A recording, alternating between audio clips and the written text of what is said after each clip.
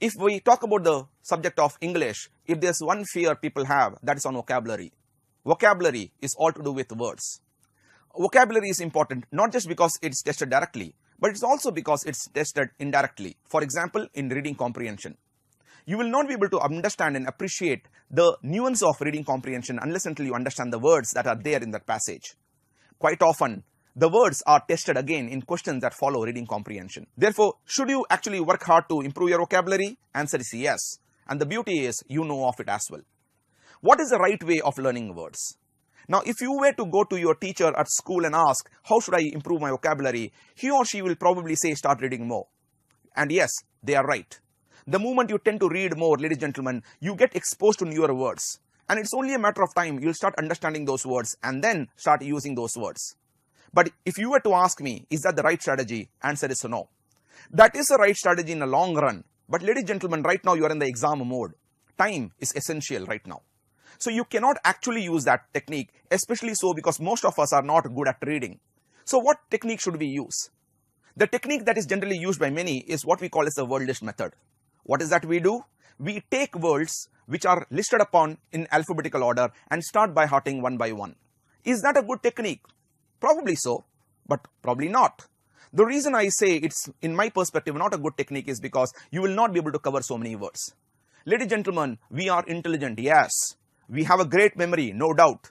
But if you were so intelligent and you had so much memory that you could by heart all the words that are present in the word list, ladies and gentlemen, we would have been a James Bond by now. And surely we are not. The point that you need to understand is that technique has to be kept, but that technique cannot be the main technique.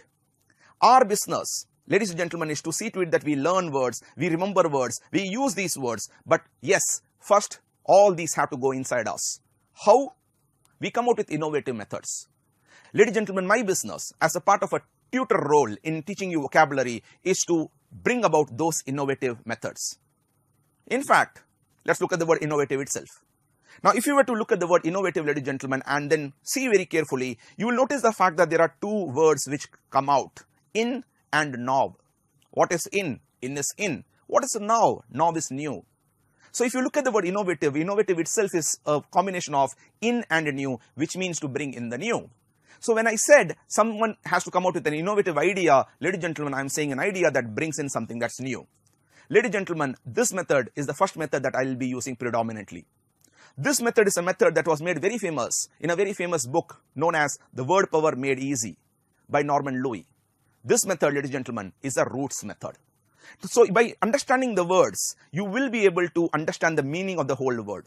Ladies and gentlemen, these words which I talk about are the words in Latin and Greek.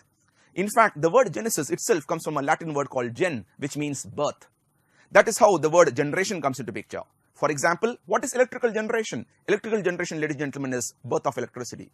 What are genital organs? Genital organs are sexual organs which again give birth.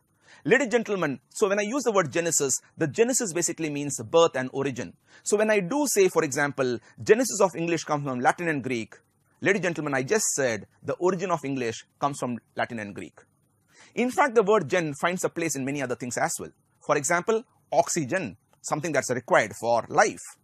Similarly, when I use the word pathogen, I am sure you have heard about the word pathogen in biology. What is pathogen? Break the word. The word pathogen comes from the word pathos, which is disease, gen, which is birth. So pathogen, I am sure something your biology teacher would have said, is something that gives birth to diseases or causes diseases. Ladies and gentlemen, if pathos is diseases, let's look forward. What is pathology? I am sure you're aware of the fact that logy is study. So pathology, ladies and gentlemen, has to be study of diseases. And yes, you are right.